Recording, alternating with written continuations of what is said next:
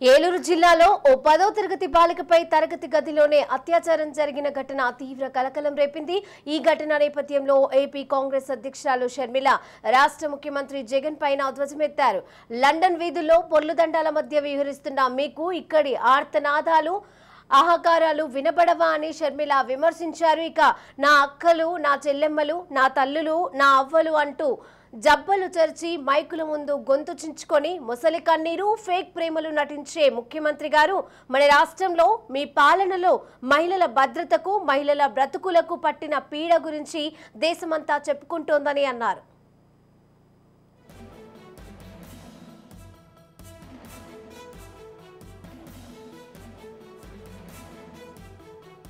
ఈ అత్యున్నత ర్యాంకులు ఎందులో రావాలో అందులో రావు.